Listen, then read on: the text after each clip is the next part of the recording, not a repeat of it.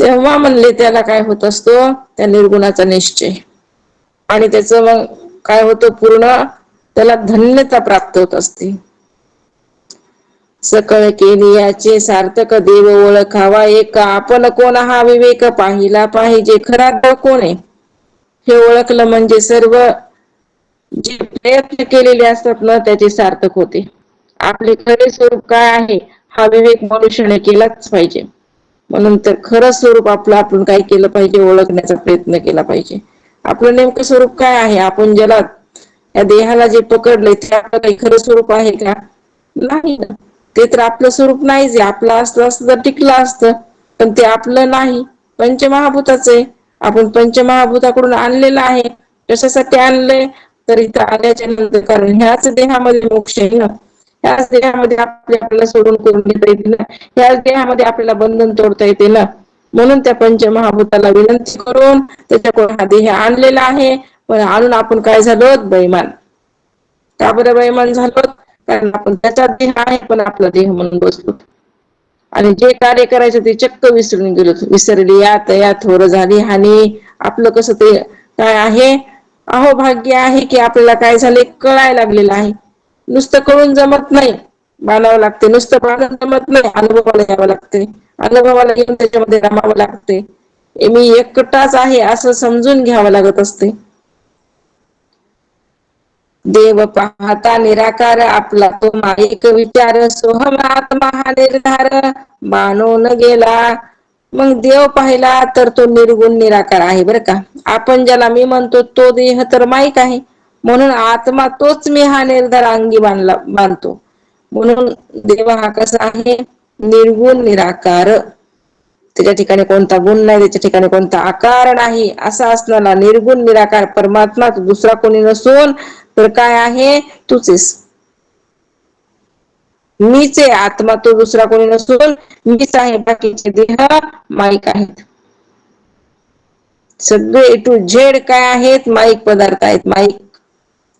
म्हणून येरते माईक दुःखाची जनती, नाही आदी अंती अवसान. सगळं काय आहे, दुःखाचीच जनती आहे म्हणते. कारण मायानं कशाला जन्म दिलेला आहे, केवळ दुःखाला. माईक आहे, मायाच दुःख रूप आहे, तर तिच्यापासून झालेले पदार्थ काही सुखरूप असतात का? सगळं दुःखच. दुःखानच भरलेलं काय आहे सगळं, म्हणून तर वनवास आहे ना. एक परमात्मा सोडला ना सुखरूप ऐसा कोण आहे, तर माझ्या भगवंताशिवाय सुखरूप कोणीच नाही बरं का. हे सगळं कसं आहे, तर म्हणजे नुसतं दुःखाचा सागर आहे. त्या दुःखाच्या सागरातून बाहेर निघायचं असेल तर काय करावं लागल, निरंतर त्याचच काय करावं लागेल, चिंतन करावं लागेल ना.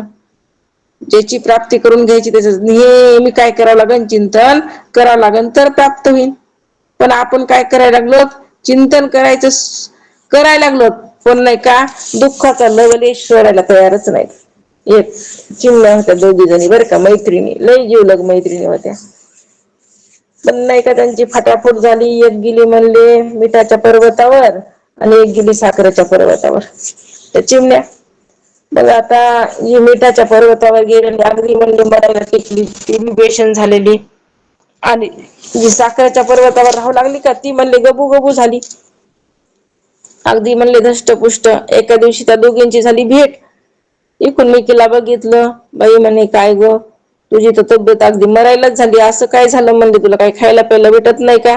ती म्हणली बाई काय सांगू, आमच्याकडे नाही का आमचा परदेश नुसता खाराच आहे म्हणे, किती बी खा म्हणे माणसाला काय होत नाही, माणूस उबदार येतच नाही. असं आहे का म्हणे, पण बाई तूर तर लई धष्टपुष्ट. हो म्हणे बाई आमच्या इथे एवढा गोडवा आहे हे बघायचं कामच नाही म्हणे, कुठं बी जा म्हणे तुम्हाला गोडच दिसणार, सुखच आहे म्हणले नुसतं. तिथं नाही का तुम्हाला तुरट नाही, खारट नाही, तिखट नाही, नुसता गोडवा आहे. असं आहे का, ये ना म्हणे एखाद दिवशी आमच्या पर्वतावर. येते म्हणली. मग त्या चिमणीनं एखाद दिवशी गेली ना तिच्या पर्वतावर, गेली आणि गेली, चल म्हणे बघ आता फिरून बघ म्हणे माझा पर्वत, सगळीकडे तुला गोडच काय होणार आहे, दिसणार आहे. जिथं जाते तिथं सगळा गोडच गोड आहे म्हणली माझा पर्वत. बघायला गेली, सगळं फिरली आणि काय बाय म्हणे उग म्हणायली गोड गोड गोड गोड. बघितलं तर हिच्या पर्वतामध्ये माझ्या पर्वतामध्ये आहे तरी असा काय फरक बरं. हिचा पर्वत पांढरा, माझा बी पर्वत पांढरा, आहे का नाही. माझा तिचा पर्वत चमकते तसा माझा बी पर्वत चमकते म्हणे, आहे का नाही. आणि जशी माझ्या पर्वताची चव तशी हिच्या पर्वताची चव. कस काय बरं असं म्हणली तिनं. तिनं काय केलं होतं माहितीये का, घरून निघताना बाई म्हणे उपाशी मरावं लागल, एक मिठाचा खडा तोंची मध्ये धरला होता. त्या चिमणीनं काय केला होता, कारण का रस्त्यात काही भेटतय न भेटतय ऐका नाही उग दैना होईल म्हणून घरूनच काय केली होती, मिठाचा खडा त्या चोंची मध्ये धरून निघाली होती. आणि मग गेली, सगळा मिठाचा पर्वत फिरला, पण ती चोंचीतला खडा कसा होता, खारट. इकडला किती जरी खायचा प्रयत्न केला तर काय होऊ लागलं, खारटच लागू लागलं. म्हणजे तिला ते सोडलाच नाही, म्हणून तिला काय वाटू लागलं माझ्यासारखाच हिचा पर्वत आहे. तसाच प्रकार आहे इकडं बी. आपण काय करतो, सुखरूप परमात्म्याची प्राप्ती करून घेण्याचा तर प्रयत्न करायलो, पण या संसार रूपी दुःखाचा खडा आपण काय केलेला आहे, आपल्या जवळ ठेवलाय. म्हणून आपल्याला सुखाची चवच कळना झाली. सुख कसं आहे हे आपल्याला समजत झाले. जोपर्यंत आपण तो जे आहे दुःखरूपी खडा ऐका नाही, दुःखाचा जे संशय आहे किंवा दुःख जे आपण धरून बसलेलं आहोत जगत रूपी, ते पूर्णतः निवृत्त झाल्याशिवाय आपल्याला पूर्ण सुखाचा अनुभव घेता येणार नाही. म्हणून काय करावं लागते, वन वे लावावं लागते. आपल्या जीवनामध्ये वन वे धरावं लागतंय, म्हणजे काय होणार आहे, सुखाची प्राप्ती होणार आहे. म्हणून देव पाहिला तर तो निर्गुण निराकार आहे. आपण ज्याला मी म्हणतो तो देह तर माईक आहे. आपण देहाला धरूनच सगळं चाललंय आपलं सगट मगट, आहे का नाही. मग ह्याला आरत गाबुळ म्हणत असत बर का कोण, जे देहाला धरून परमार्थ करते ना ते आरत गाबुळ आहे. मग आपलं कसं चाललंय, आपण कशामध्ये बसायलो, आरत गाबोळ्यामध्ये बसायलो, निवळ भोळ्यामध्ये बसायलो, निवळ मग आपण अधिकाऱ्यामध्ये यायला लागलो. बघायचा आपला आपला विचार करून, कारण हे परमार्थच कशाचा आहे, विचाराचा आहे. आता अनुमान तो काही वस्तू आहे, वस्तूच्या ठाई देहभाव काहीच नाही धांडोळीता. समर्थ म्हणतात, आता अनुमान करण्याची आवश्यकताच नाही. का, आत्मवस्तू जेथल्या तेथेच असते बर का. समर्थ म्हणाले अनुमान सुद्धा करू नका, आत्मवस्तू कुठं जात नाही, कुठून येत नाही, जिथल्या तिथंच असते. आणि देहबुद्धीचा शोध घेऊ लागल्यावर ती शिल्लकच राहत नाही. आत्मा जशाला तसाच आहे, तो कुठं जात नाही, कुठं येत नाही. पण देहबुद्धीचा विचार करायला गेलो, देहबुद्धीचा जो शोध घेऊ लागलो आपण, तर शिल्लक काही सुद्धा उरत नाही. उरू नदी उरी असा काय आहे हा प्रकार. कारण ह्या माईक पदार्थाचा किती शोध घ्या, खाली काय राहणार आहे, शून्यच. कारण का काही नाहीच, ते काय शोध घेताय. नाही म्हणलेला मोठा सर्प होता, कवड्या कवड्याचा होता, लांबसडक होता, वाकडा वाकडा पळू लागला, आम्ही बघितलं आमच्या डोळ्यानं. अरे अध्यास झालाय, भ्रम झाला, ऐकायला तयारच नाही. मोठ्या मोठ्याला काड्या घेऊन शोधायला लागले, पण काही सापडलं का, काहीच नाही. शिल्लक जसं काहीच नाही, तसं आम्हाला सर्पाचं नाव निशान सुद्धा नाही. सरपडलेलं नाही, खरपडलेलं नाही, काहीच तर नाही म्हणले. अहो असला तर जर असं काहीतरी निशाणी असली असती, पण मुळात काही नाहीच ना, सरपच नाही, दरज्जूच आहे. तसंच ते बरं का, सगळा भ्रम झालेला आहे. आणि भ्रमानं आपल्याला हे नाही ते भासायला लागले. जसं स्थानूवर पुरुष भासतो, बघितलं तर नाहीच आहे पुरुष, तिथं नाही स्थानू आहे हो. तसं जगत नाही, परमात्मा आहे. पण आपण परमात्म्याची जगताच्या ठिकाणी कल्पना करतच नाहीत. कल्पना न केल्यामुळे परमात्म्याच्या ठिकाणी आपल्याला काय व्हायला लागलेलं आहे, पूर्णतः जगताची प्रतीती यायला लागलेली आहे. जग पूर्णतः दुःखाची प्रतीती यायला लागलेली आहे. सुखाची प्रतीती प्राप्त करून घ्यायची असेल तर आपल्याला सुखरूप बघावं लागेल. म्हणजे कोण बघावं लागेल, सुखरूप कोण आहे, परमात्मा. मग परमात्माच बघावं लागेल. जोपर्यंत आपली परमात्माकार दृष्टी होणार नाही, आपण सगळीकडे परमात्मा बघणार नाही, तोपर्यंत सुखाचा लाभ सुद्धा आपल्याला होणार नाही. आणि जर सुखाचा लाभ प्राप्त करून घ्यायचा असेल तर आपल्याला दृष्टीचं ऑपरेशन करणारे संत आहेत, संतापाशी जावं लागेल. आपल्या दृष्टीचं ऑपरेशन करून घ्यावं लागेल. दृष्टीचं ऑपरेशन झाल्यावरच आपल्याला काय होणार आहे, तर सगळीकडे परमात्मा दिसणार आहे. कृष्णांजन एक वेळा डोळा घालीत आढळ, तिमिर दुःख गेले फिटले भ्रांतीचे पडळ. भ्रांती आहे, अनादिकाळापासून या भ्रांतीने आपण पछाडले गेलेलो आहोत. आणि ही भ्रांती आता काय करायची आहे, बाजूला सारायची. आणि बाजूला सारण्याला लावणारे केवळ संत आहेत. संताशिवाय आपल्याला कोणीही याला बाजूला काढू शकणार नाही, बाजूला सारू शकणार नाही. साधन जे काही साधावे ते तो आपणची स्वभावे, आता साधकाच्या नावे शून्याकार. समर्थ सांगत आहेत, साधन करून जे काही साधावयाचे ते साध्य तो स्वाभाविकपणे झाला असल्याने आता साधण्याच्या नावे शून्यकार होते. म्हणजे त्याला साधनाची आवश्यकता उरत नाही, कारण आता काही राहिलंच नाही ना. आता साधन कशाला, एकदा पंढरपूरला जाऊन पोहोचलो, आता साधन, आता कोणचं वाहन पकडायचे नाही. आता नाही, आता आम्हाला काय झालं, आम्ही आमच्या मुक्कामाला गेलोत ना, जोपर्यंत आमचा मुक्काम नव्हता आला तोपर्यंत आम्हाला वाहनाची गरज होती, साधनाची गरज होती. पण एकदा आम्ही जाऊन मुक्कामाला पोहोचलो, पांडुरंग परमात्म्याच्या चरणाशी आम्ही लागलो, आता आम्हाला गरज आहे का साधनाची? नाही. आता आम्हाला तिथंच काय व्हायचं आहे, दर्शन घ्यायचे पांडुरंग परमात्म्याचे, आम्हाला साधनाची, आता का साधनाची गरज कुठपर्यंत होती, साध्यापर्यंत जाण्यासाठी साधनाची गरज. ते साध्य आम्हाला साध्यापर्यंत जाण्यासाठी साधन लागू लागलं. पण आता साधनाची गरज आहे का, दिलं सोडून. म्हणली का पकडून बसलो एसटीलाच, त्या नाही, त्या ट्रेनलाच नाही, ट्रेन दिली सोडून, उतरावं लागलं, ऑटो करून पुढे जावं लागलं, आहे की नाही, त्याला बी सोडावं लागलं, आणि डायरेक्ट कुठं जावं लागलं, भगवंताच्या चरणाशी. मग साधनाची गरज नाही. म्हणून म्हणले, साधन करून जे काही साधवायचे ते साध्य तो स्वाभाविकपणे झाला असल्याने आता साधनाच्या नावे शून्यकार होते. म्हणजे त्याला साधनाची आवश्यकता काही उरतच नाही, कारण साध्य प्राप्त झाल्यावर साधनाची गरजच राहत नाही. साधना कशासाठी? साध्याची प्राप्ती होण्यासाठी. म्हणून तर शास्त्रामध्ये अनेक प्रकारचे साधन सांगितलेत. किती प्रकारचे साधन सांगितलेत बरं शास्त्रानं आपल्याला? साधन सांगितलेत, किती प्रकारचे साधन सांगितले मला ताई? शास्त्रानं जे साधन सांगितले किती प्रकारचे खरात महाराज? आशा ताई, काय झालं, काही समाधी लागल्या का? झुंबर ताई, माझा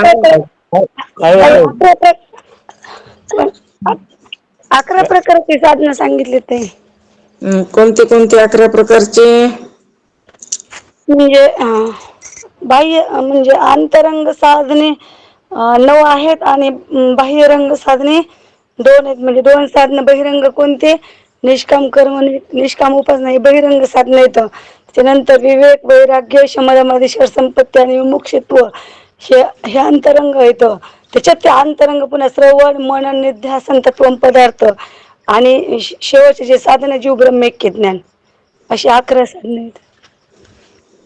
आता जीव ब्रह्म ऐक्य ज्ञान जरासं बाजूलाच ठेवायचं बरं का. ते म्हणजे सध्या साक्षात साधन आहे ना, साक्षात साधन. त्याला जरा बाजूलाच ठेवायचं. मग तसे आपण किती म्हणायचे, तर 10. ते आपण हे 2-10 धरायचे. 10 धरायचे. ठीक आहे, बरोबर आहे. मग असे साधन आहेत. आणि साधन कशासाठी? तर आपल्याला त्या साध्याची प्राप्ती करून घेण्यासाठी. साधन माहित असेल तर आपण साधनावर आरूढ होऊ शकतो. आपल्याला साधनच माहित तर नाही, तर आपण साधनावर कधी आरूढ होणार? म्हणून साधन माहित करून घ्या. माहित असतात पण ह्याला साधनच म्हणतात हे बी कळत नाही. म्हणून तर कळे ते न कळे, वळे ते न वळे गुरुविना. नागबाबा म्हणले का नाही, कारण करून घेण्याकरता गुरु लागतो, नाही तर आपल्याला काही सुद्धा कळत नाही. आपल्या जवळ असतंय पण आपल्याला कळत नाही. म्हणून ते कळून देण्याकरता गुरुची आवश्यकता असते बरं का. सिद्ध पुढे आता सिद्धास आणि साधन हा तो अवघाचा अनुमान, मुक्तास आणि बंधन आढळेना. जो महाराज सांगतात, जो सिद्ध झालेला असतो त्याच्या ठिकाणी साधनाची कल्पना करणे किंवा तो मुक्त झाला आहे त्याच्या ठिकाणी बंधनाची कल्पना करणे योग्य नाही. कारण जो मुक्त आहे त्याला साधनाची सुद्धा गरज नाही, त्याच्याकडे साधनाची सुद्धा कल्पना किंवा करणे, महाराज म्हणतात, सिद्ध झालेला असतो त्याच्या ठिकाणी साधनाची कल्पना करणे किंवा जो मुक्त झाला आहे त्याच्या ठिकाणी बंधनाची कल्पना करणे योग्य नाही. सिद्ध झालाय ना, आता साधनाची गरज नाही. मी आत्ताच म्हणलं, जोपर्यंत परमात्मा प्राप्त होत नाही, साध्य प्राप्त होत नाही, तोपर्यंत साधनाची गरज आहे. पण एकदा परमात्मा प्राप्त झाल्यावर साधनाची गरज नाही. तसंच आहे सिद्ध, त्याला साधनाची गरज आहे का? अजिबात गरज नाही. मुक्त, त्याला साधनाची गरज आहे का? नाही. का? कारण तो त्याच्या ठिकाणी आता बंधनच नाही ना कोणतं. बंधन जर असलं असतं तर साधना आम्हाला पाहिजे होते. बंधनच तोडण्याकरता पण आता बंधनच निवृत्त झाले, मग साधनाची सुद्धा आता काय नाही गरज नाही. साधने जे काही साधावे ते तो आपणच स्वभावे, आता साधकाच्या नावे शून्यकार. साधन करून जे काही साधवायचे ते साध्य तो स्वाभाविकपणे झालाय. आता साधनाच्या नावे शून्यकार होतो, म्हणजे त्याला साधनाची आवश्यकता उरत नाही. कुणाला? त्या सिद्धाला, त्या मुक्ताला आता साधनाची काय नाही अजिबात गरज नाही. ते काय झालेत मुक्कामाला जाऊन पोहोचले. ज्याला मुक्कामाला जाऊन पोहोचले त्याला गरज नाही साधनाची. पण जे मुक्कामात जाऊन अजून पोहोचलेच नाही, मध्येच अडकले कुणी अजून निघालच नाही, त्याला मात्र साधनाची काय आहे ती गरज आहे बरं का. कुल्हाळ पावला राजपदवी, आता रासभे कासया राखावी, कुल्हाळपणाची उठा ठेवी कासया पाहिजे. महाराजांना दृष्टांत दिलाय. कुंभाराला राज्यपद प्राप्त झालं, त्याने आता गाढवे कशाला राखायची?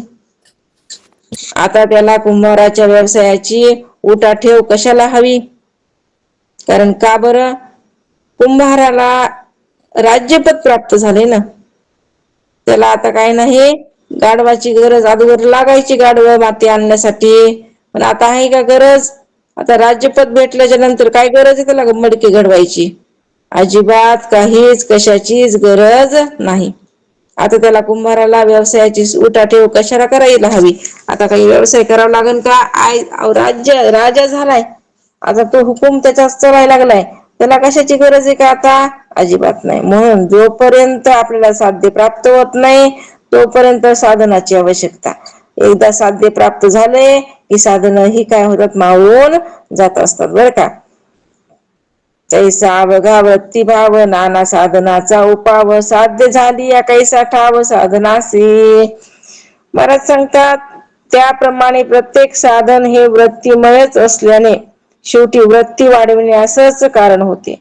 पण एकदा साध्याशी एकरूप झाल्यावर साधनाला वावच उरत नाही. कारण का? साध्याची प्राप्ती झाली, मग साधनाचा विचारही नाही. एकदा साधनातून पार पडलो डबल त्या साधनाची काही नाही आवश्यकता नाही. एकदा रेल्वेच्या बाहेर पडलो, एकदा पंढरपूरला जाऊन पोहोचलो, चंद्रभागेला, नंतर विचार आहे का त्या रेल्वेचा? बाई ती रेल्वे कुठपर्यंत गेली, कशी गेली, आहे का काही विचार? येऊच तर असते कुठपर्यंत आली, इथपर्यंत आली, आता किती वेळ पोहोचायला, येऊच तर आपल्याला, कारण बसायचं असते ना. पण एकदा तिला आपल्याला त्या मुक्कामाच्या गावी नेऊन सोडलं, नंतर आपण त्याचा विचार करतो का आता कुठपर्यंत गेली, आता पोहोचली असेल का, असा विचार तरी येते का? अजिबात येत नाही. म्हणून महाराज म्हणतात कुठपर्यंत साधन लागते? जोपर्यंत आपण साध्यापर्यंत जाऊन पोहोचत नाही तोपर्यंत साधनाची गरज. एकदा साध्याची प्राप्ती झाली की साधनाची काही नाही गरज नाही.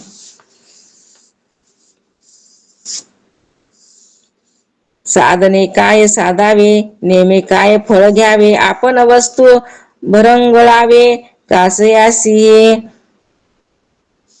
आत्मवस्तू आपण स्वतः असताना साधनाने काय साधायचे किंवा नेम धर्माने काय फळ साध्य करून घ्यायचे आणि उगीच भरकटायचे कशाला? पण नाही का महाराजांनी स्पष्ट सांगितलं, अरे तूच तर सच्चिदानंद स्वरूप परमात्मा आहेस, तू तर आत्मवस्तू आहेस, तुला कशाचीच गरज नाही. तुला कोणत्या साधनाने काय साधवायचे? जर काही साधून घ्यायचं असेल तर साधनाची गरज होती, पण आता तूच आत्मवस्तू झालास ना, तूच आत्मा आहेस ना, आता तुला साधनाची तरी काय गरज आहे? कोणता नेमधर्म करायचाय? कुणासाठी करायचा नेमधर्म? तुझ्यापेक्षा कोणी वेगळा असेल तर मग केला असता नेमधर्म, पण आता करण्याची सुद्धा काही नाही गरज नाही. कारण का? तो आणि मी एकच आहे असं कळालंय. तो आणि मी काही वेगळा राहिलाय का? नाही. एकाने जीव तो शिव झालाय, तो तू आहेस, ते तू आहेस, ते दुसरा कोणी नसून तूच आहेस, हे निश्चितपणे कळाले. आता साधनाची सुद्धा गरज राहिलेली नाही. जोपर्यंत आत्मवस्तू प्राप्त झाली नव्हती, देहाकार वृत्ती होती, तोपर्यंत साधन पाहिजे होते. आता आत्मकार वृत्ती झाल्यावर साधनाची काही गरज अजिबात नाही. नेमधर्माची काही गरज अजिबात नाही. का बरं? नित्य नेम नामी तो प्राणी दुर्लभ. कारण का? नित्य नेम त्या प्राण्याच्या ठिकाणी होता, कारण स्वतःला जीव समजू लागला. एकदा शिव झाल्यावर त्याला नित्य नेमाची सुद्धा गरज नाही. एकदा परमात्मा वस्तू त्याला प्राप्त झाली, एकदा म्हणले आत्मवस्तू प्रगटली, आहे की नाही. एकदा आत्मकार स्थिती प्राप्त झाली मग काही नाही म्हणले. म्हणून तर त्या जीवनमुक्त पुरुषाला, त्या विदेहमुक्त पुरुषाला काय नाही नित्य नियमाची किंवा कोणत्या गोष्टीची गरज नाही. कुणाला गरज आहे? साधकाला गरज आहे बरं का. जो मुमुक्ष आहे त्याला गरज आहे बरं का नित्य नियमाची, नियम धर्माची, साधनाची आवश्यकता मुमुक्षुला आहे, सिद्धाला नाही बरं का. आपण सिद्ध असेल तर आपल्याला गरज नाही कशाची, पण आपण सिद्ध नसतील तर आपल्याला आवश्यकता ह्या गोष्टीची आहे बरं का. म्हणून तर आपला अधिकार नाही तर कसं संत आहेत सगळं सांगत असतात, फक्त आपण करून घेण्याचा प्रयत्न केला पाहिजे की नेमकं चाललाय विषय कुणाला आणि हे कोणाला कशा करता चाललेला आहे, कुणाला उद्देशून विषय चाललेला आहे, हे मात्र आपण कॅच केलं पाहिजे बरं का. नाही तर मग कुठंही काही मानलं नाही पाहिजे. नाहीतर लय संशय आपल्याला काय होतात लगेच मनामध्ये उत्पन्न होतात. नाही मग इथं असं सांगितलंय आणि इथं तुम्ही असं का म्हणायला लागलात गडे. मग ते आपण काय केलं पाहिजे, अधिकारानुसार कसा उपदेश चाललेला आहे ह्याचा काय केला पाहिजे, विचार केला पाहिजे. आपण काल कीर्तनात बघितलं ना, प्रत्येकाला तुकोबरायानं सांगितलं, उत्तम अधिकाऱ्याला सांगितलं, मध्यम अधिकाऱ्याला सांगितलं, कनिष्ठ अधिकाऱ्याला सांगितलं काय संतांचा महिमा कसा आहे ते बघितलं होतं का नाही.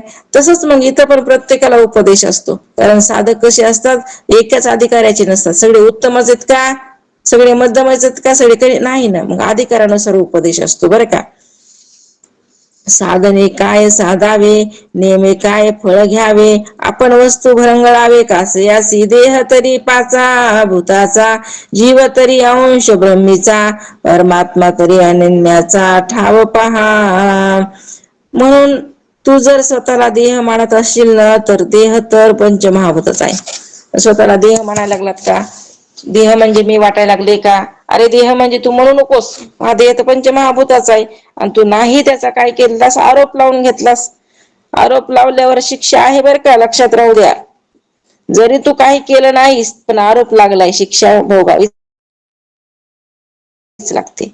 मी काहीच करत नाही, फक्त देहाला मी म्हणायला लागलो म्हणून तर तेच आरोप आहे मग, आणि मग म्हणून शिक्षा आहे. कारण दुसऱ्याच्या वस्तूला आपलं म्हणायला लागलो, ज्याची वस्तू आहे ती सोडून का, अजिबात सोडणार नाही. म्हणून महाराज म्हणले देह कोणाचा, पंचमहाभूताचा. आणि त्या पंचमहाभूताला त्या देहाला ह्यानं काय केलं, मी माझं म्हणून पकडलंय.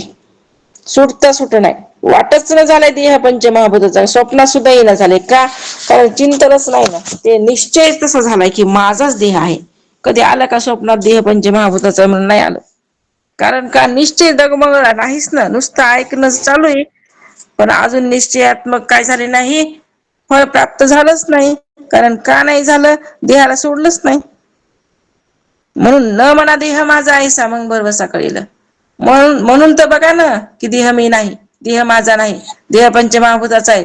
महाराज म्हणायचे हेच चिंतन करत जा, हेच घोकत जा. कारण नाहीच ते तो देह तुमचा, देह तुमचा नाही, देह तुम्ही नाही, देह पंचमहाभूताचा आहे. तुम्ही कोण आहात, मी तर स्वयं परब्रह्म, मी तर आत्माराम आहे, मी सच्चिदानंद स्वरूप परमात्मा आहे. म्हणून सजातीय प्रवाहामध्ये राहा, विजातीय प्रत्ययाचा तिरस्कार करत जा. कसा, देह मी नाही, देह माझा नाही, देह पंचमहाभूताचा आहे.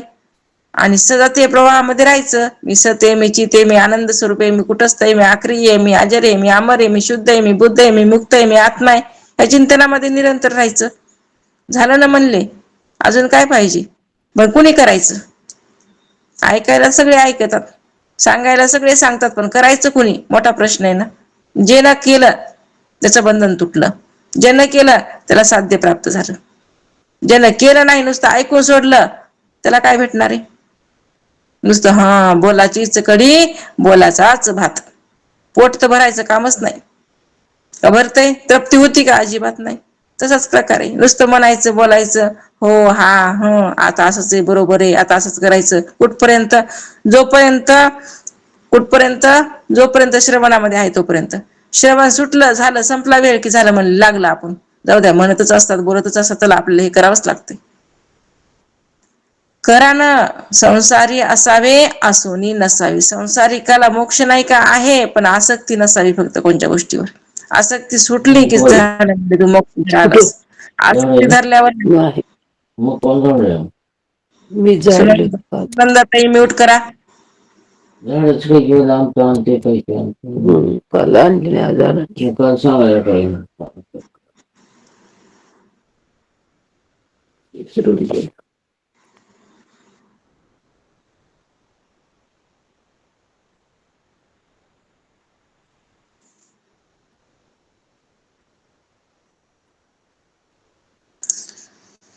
म्हणून महाराज पुढे म्हणतात, उगेची पाहता मी पण दिसे, शोध घेता काहीच नसे, तत्वे तत्व निरसे, पुढे निखळ आत्मा, उगीच देह बुद्धीने पाहू लागलो की मी देह असे वाटते, पण शोध घेऊ लागल्यावर देह पंचभौतिक हे कळाल्याने मी राहत नाही. मीचा शोध घ्यायचा आहे. मी नेमका कोण आहे मी हा कोण, करावा विचार म्हणे ज्ञानेश्वर निवृत्तीचा. ज्ञानेश्वर महाराज म्हणतात मीचा शोध करा. मी म्हणजे कोण आहे? देह म्हणजे मी आहे का? इंद्रिय म्हणजे मी आहे का? प्राण म्हणजे मी आहे का? बुद्धी म्हणजे मी आहे का? त्याच्या पलीकडे आत्मा म्हणजे मी आहे. नेमका मी कोण आहे याचा काय करायचं आहे? शोध घ्यायचा आहे. म्हणून म्हणते उगीच देह बुद्धीने पाहू लागलो की मी देह असे वाटते, पण शोध घेऊ लागल्यावर देह पंचभौतिक हे कळत असत. मी राहत नाही. नंतर तत्वाचा निराश झाला की निखळ आत्मा केवळ उरत असतो. बर का, खाली कोण उरत असतो? परमात्मा उरत असतो. आत्मा खाली उरत असतो. पण केव्हा? आत्मतत्वानेच आपल्याला सगळं जाणून घ्यायचे. बर का, हे जाणता आलं की झालं. आत्मा आहे आत्मेपणे, जीव आहे जीवपणे, माया आहे मायापणे विस्तारली.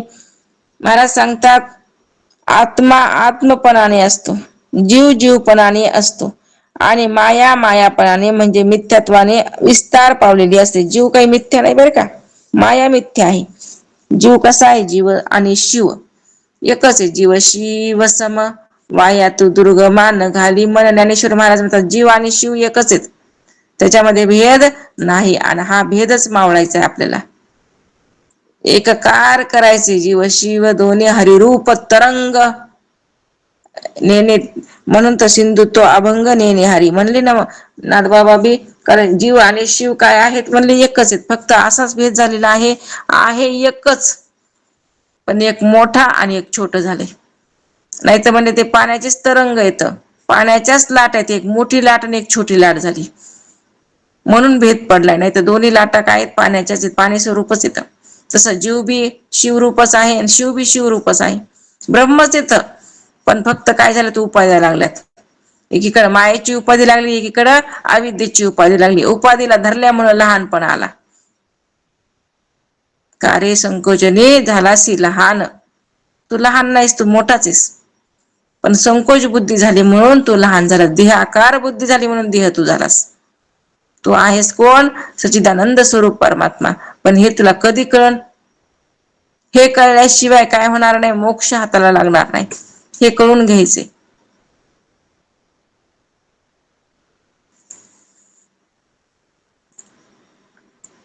ऐसे अवघेचे आहे आणि आपणही कोणी एक आहे, हे सकळ शोधून पाहे तोची ज्ञानी. हे सगळं असत आणि त्यांना पाहणारा आपण कोणी एक द्रष्टाही असतो. विवेकाने या सगळ्यांचा जो कोणी शोध घेतो तो ज्ञानी. ज्ञानी कोणाला म्हणायचं? हे सगळं असत, त्याला पाहण्याचा आपण कोणी एक द्रष्टा, ज्याने द्रष्टत्व प्रगट केलंय, ज्याचा द्रष्टाभाव प्रगटलाय, साक्षीभाव प्रगटलेला आहे, तो ज्ञानी आहे. प्रत्येक गोष्टीचा साक्षी झालं पाहिजे आणि ते आपल्याला फक्त इकडे आल्यावरच होता येते. दुसरीकडे आपल्याला साक्षीभाव कोणीही प्रगट करून देऊ शकत नाही.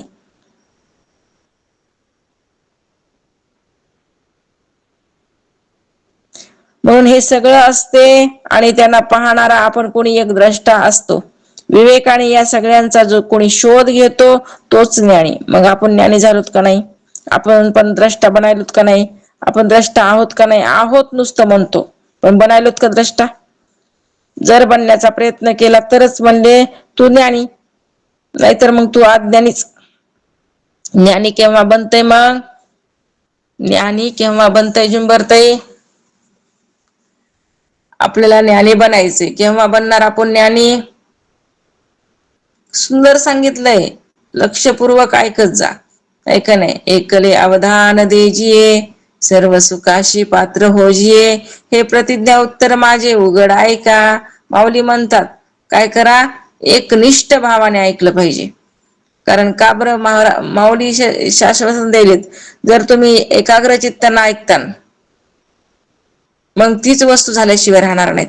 पण आपलं चित्तच कुठं भटकतंय काय माहित. कारण चित्ताला अनेक वाट आहेत. मन कसं आहे, अनेक भटकंती लागली ना मनाला, म्हणून मनाला रोखण्याचा प्रयत्न केला पाहिजे. अभ्यास तोच केला पाहिजे. आपलं मन कुठं आहे, मनाकडे लक्ष दिलं पाहिजे. मन आपलं खरंच इकडे तिकडे भटकायला का, मन जरी जागेवर असेल तरच काय होणार आहे, ग्रहण करता येणार आहे.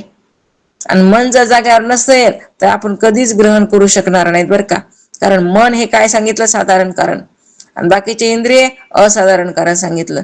जरी आपण चित्त लावून बसल्यासारखं वाटायला लागलो, पण मन जागेवर नसेल तर काहीच नाही. मग चित्त नाही ना आम्ही तरी ते व्यर्थ, काय उपयोगाचे मग सकाळी उठून, ऐक नाही एवढं हे आटापिटा करून, कारण चित्तच नाही म्हणले चित्ताच्या ठिकाणी उपयोग नाही.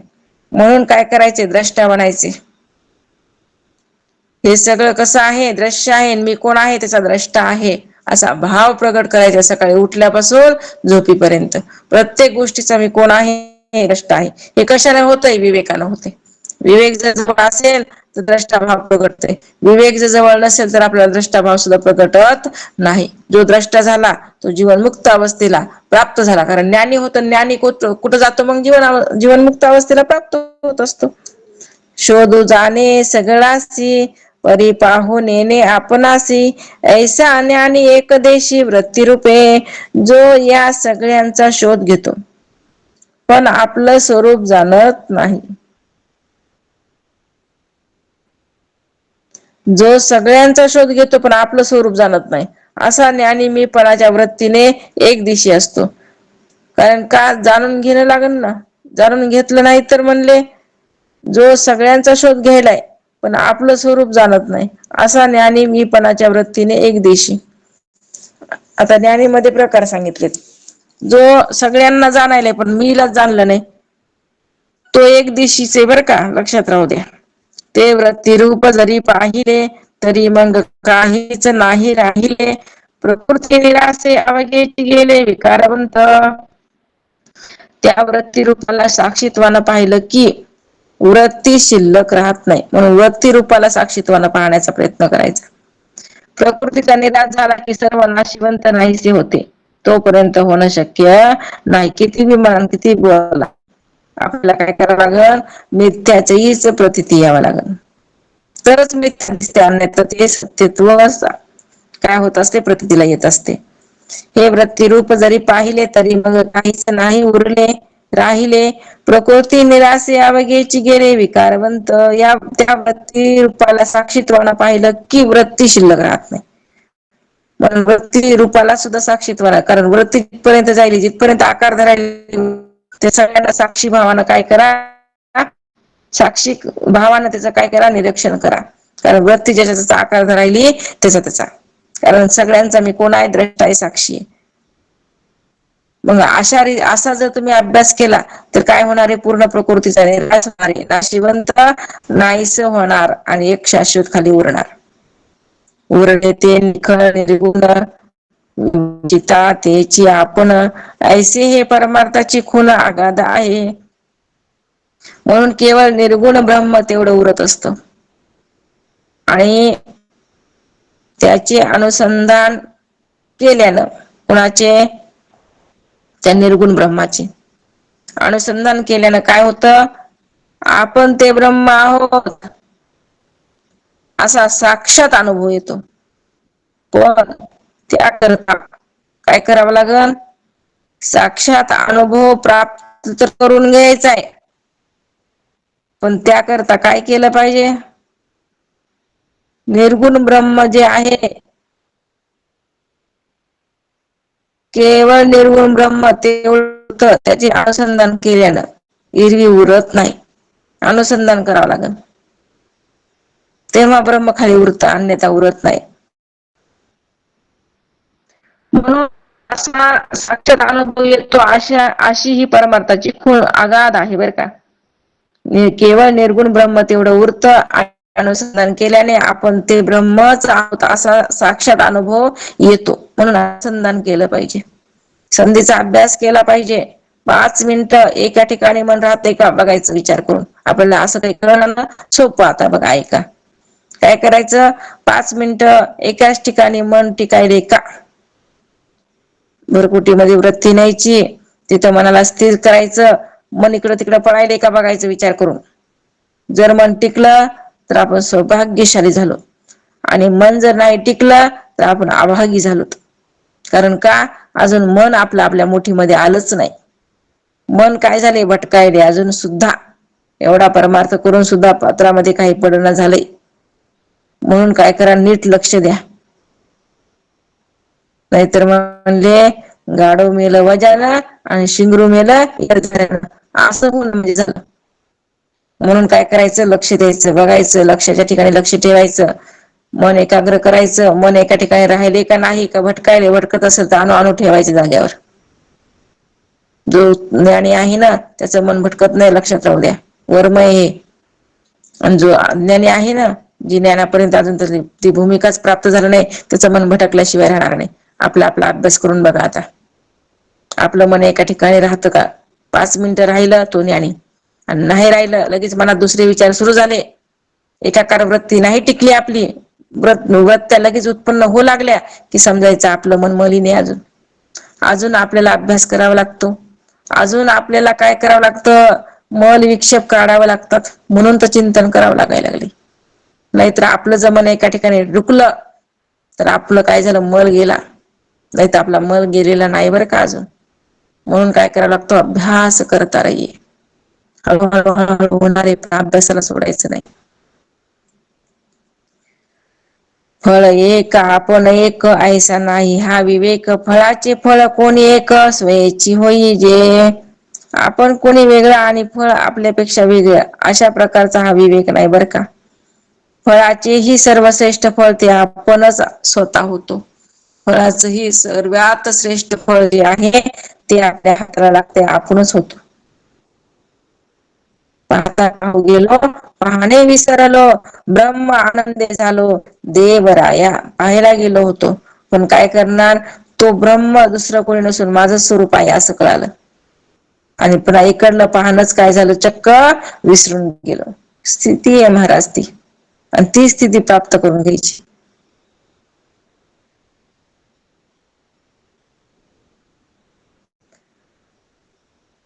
म्हणून महाराज पुढे म्हणतात, रंक होता राजा झाला, बरे पाहता प्रत्यय आला. रंकपणाचा गलबला रंकी करावा, एखादा दीन भिकारी राजा झाला. अगोदर भिकारी होता आणि आता काय झाला, राजा झाला. कस काय राजा झाला, कारण वर्म सांगणारी भेटली ना. वर्म दाखवून दिलं ना, ते भिकारी नाही का नुसता भीक मागू लागला, इकडं तिकडं भटकू लागला. पोट भरण्यासाठी पण नाही का, एका दिवशी संतांची भेट झाली आणि संतांना उपदेश केला. अरे काय भटकाय लागलास, जिथं राहतो तिथं खण जरा, बघ काय भेटते. त्यानं खणलं, काय भेटलं, खजाना भेटला. भिकार राहिली का आता, भिकार पण राहिलं का आता नाही. काय झाला मग तो आता मालक झाला.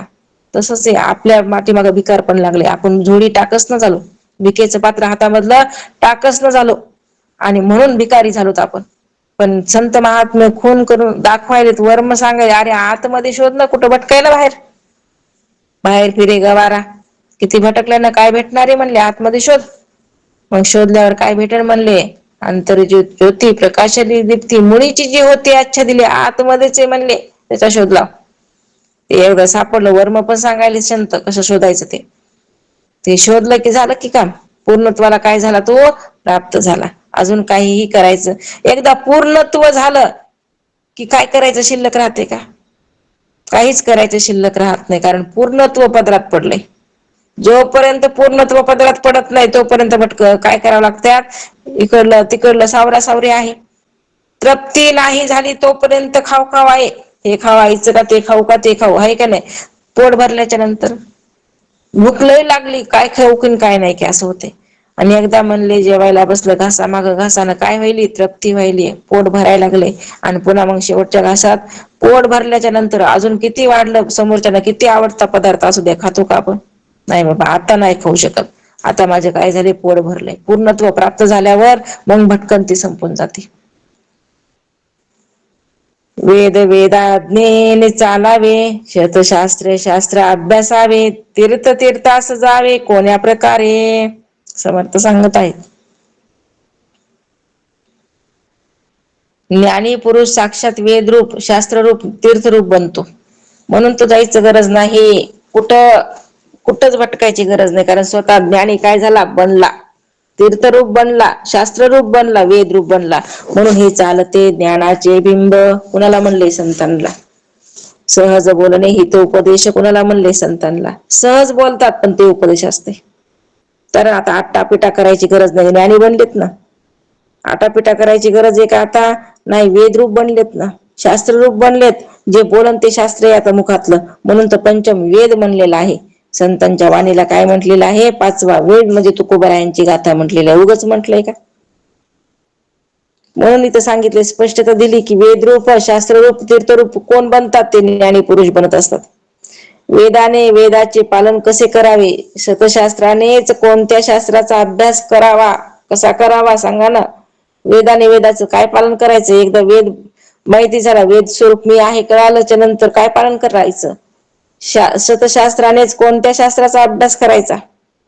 शास्त्राने कोणत्या शास्त्राचा अभ्यास केला पाहिजे? आणि तीर्थाने कुठल्या तीर्थाला जायचं? आता तो तीर्थरूपच बनलेल्यावर. म्हणून तीर्थे पर्व काळ अवघी पाया पैस कळ, आईसा संतांचा महिमा झाली बोला याची सीमा. काय आता काय करायचं? सगळे तीर्थस्वरूप संतांचे चरणच झाले ना. संतांच्या चरणापाशी सगळे तीर्थरूप यायला लागलेत ना. मग आता कुठं जायची गरज आहे का? पण केव्हा? संत झाल्यावर. म्हणून शतशास्त्रेनेच कोणत्या शास्त्राचा अभ्यास करावा आणि तीर्थाने कुठल्या तीर्थाला जावं बरं? कारण तीर्थ स्वरूपच ते बनलेले असतात बरं का संत महात्मे.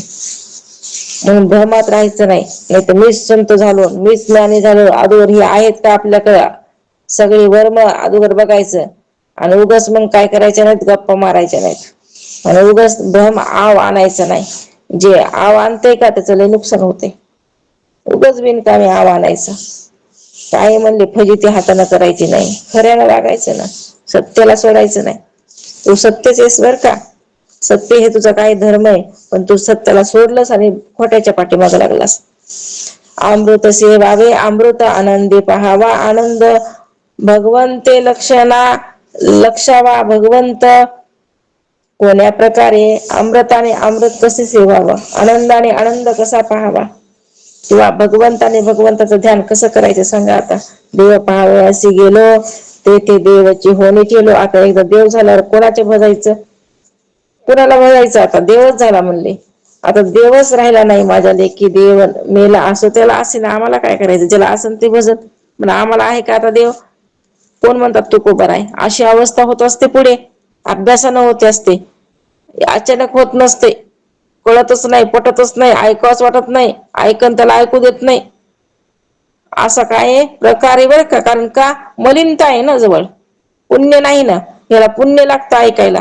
हे पटायला पुण्याचं काय लागतं? माग सांगड लागत असते.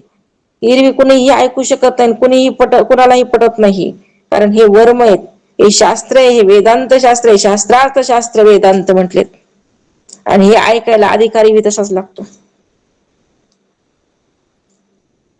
हिऱ्याच्या दुकानात जायला पैशावालाच पाहिजे. आता सध्याच्या स्थितीमध्ये सोनाराच्या दुकानात जायला सुद्धा पैसाच पाहिजे. पैशावालाच लागतो, कुणीही जाऊ शकत नाही. कारण का? पैसा असेल तर जाईन ना, पैसा नसल्यावर कुठून जाणार आहे? तसाच प्रकारे पुण्य असेल तर वेदांत शास्त्राच्या सभेमध्ये येईल, संत संगतीमध्ये येईल. पुण्यच नाही तर कुठे येणार आहे? येऊ शकत नाही, कितीही म्हणान त्याला. अहो, जे जायले त्याला पण अडवतात. कारण त्यांचं पुण्य पाप असते ना, त्यांचं पाप ह्यांना अडविते. आणि ह्यांचं बी जरासं कुठंतरी कमी राहिलेलं असते, म्हणून ते अडवू शकते. नाही तर ह्यांचं एकदा सफल झाल्यावरती काय अडवणार आहे? अशातला प्रकार असतो बरं का. म्हणून महाराज म्हणतात, अमृताने अमृत कसे सेवावं, आनंदाने आनंद कसा पाहावा, भगवंताने भगवंताचं ध्यान कसं करावं. काय सुंदर बोध केलाय बघा. संते असंत त्यागावे, निर्गुणे निर्गुणासी भंगावे, स्वरूपे स्वरूपी रंगावे. कोण्या प्रकारे? सदा सर्वत्र स्थित व्यापक आहे, त्याने नसलेल्याचा त्याग कसा करावा. कारण तो सर्वत्र आहे, त्याची स्थिती कशी आहे? व्यापक स्थिती आहे. स्थळी काष्टी पाशाने सर्वत्र ओतपोत भरलेला तो आहे. मग आता त्याला कुणाचा त्याग करायचा? अशी जागाच कुठे आहे की तिथं मी नाही म्हणून, आणि मग आता कुणाचा त्याग करायचा? निर्गुणाने निर्गुणाला कसे नष्ट करायचे? स्वरूपाने स्वरूपाला कोण्या प्रकारे रंगवायचं? स्वरूप अवस्था प्राप्त झाल्यावरच्या ह्या गोष्टी आहेत बरं का.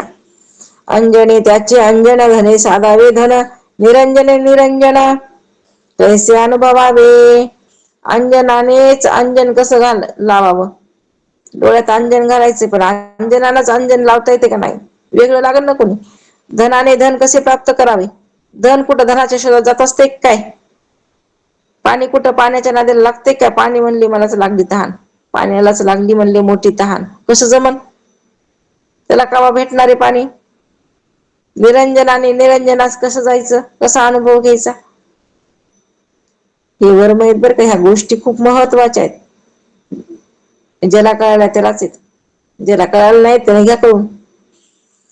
साध्य करावे साधनासी, ध्येय धरावे ध्यानासी, उन्मने आवरावे मानसी कोण्या प्रकारे. जे साध्य आहे त्याचे साधन कसं करावं? साध्य प्राप्तच आहे ना, म्हणून तर प्राप्ताचीच प्राप्ती, निवर्ताचीच निवृत्ती आहे, दुसरं काहीच नाही. जे प्राप्त आहे त्याचीच प्राप्ती, आणि जे निवृत्त आहे त्याचीच निवृत्ती करायची. जे ध्येय आहे त्याचे ध्यान कसं करायचं? उन्मनाने मनाला कसं आवरायचं? वरील सर्व गोष्टीचे प्रयोजन उरत नाही, हा भावार्थ आहे. कारण असं केल्यावर खाली काही उरत नाही, हा भाव इथे समर्थांना काय करायचा आहे? सांगायचा आहे.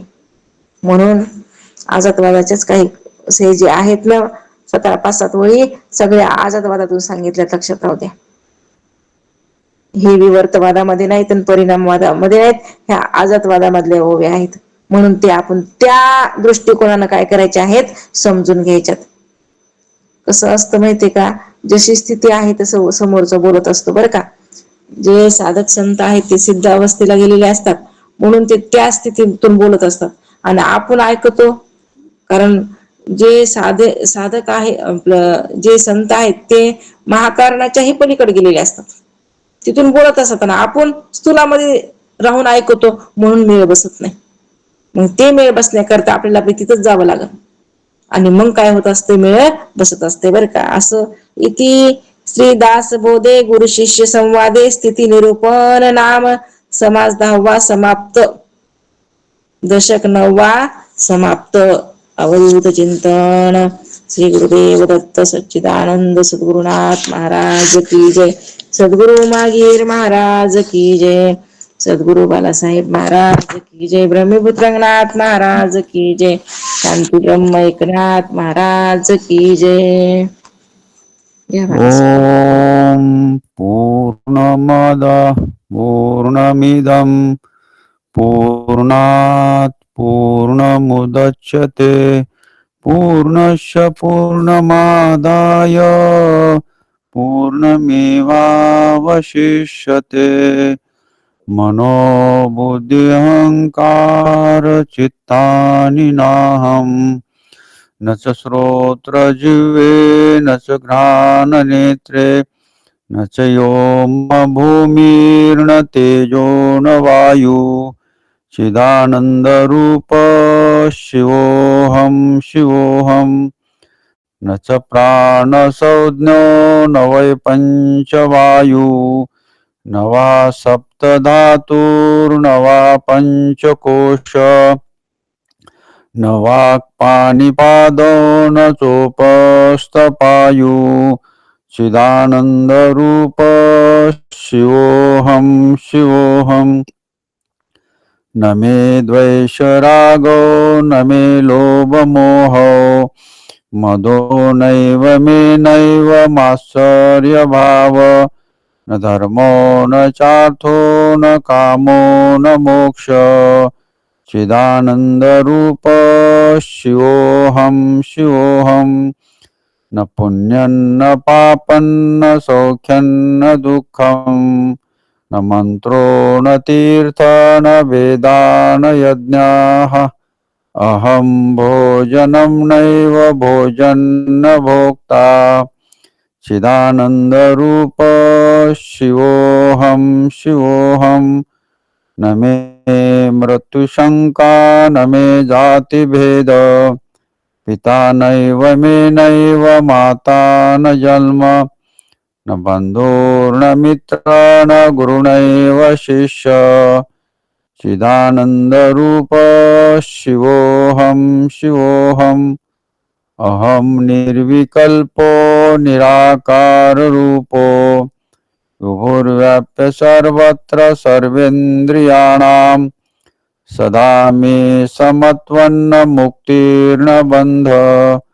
चिदानन्दरूप शिवोऽहं शिवोऽहम् चिदानन्दरूप शिवोऽहं शिवोऽहम् चिदानन्दरूप शिवोऽहं शिवोऽहम् पुंडलीकवरधारी विठ्ठल श्री ज्ञानदेव तुकाराम पंढरीनाथ भगवान की जय। माऊली ज्ञानेश्वर महाराज की जय। जगद्गुरु तुकाराम महाराज की जय। शांति ब्रह्म एकनाथ महाराज की जय।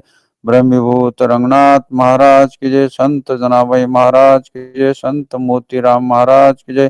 संत मारुतराम महाराज की जय। अवधूत चिंतन श्री गुरुदेव दत्त सच्चिदानंद सद्गुरुनाथ महाराज की जय। सद्गुरु मागिर महाराज की जय। सद्गुरु बाला साहेब महाराज की जय। सद्गुरु विवेकानंद महाराज की जय। सद्गुरु मोरितय महाराज की जय। सब संतन की जय। सब भक्तजनों की जय। आज के आनंद की जय। जय गुरुदेव जय हरितय सर्व।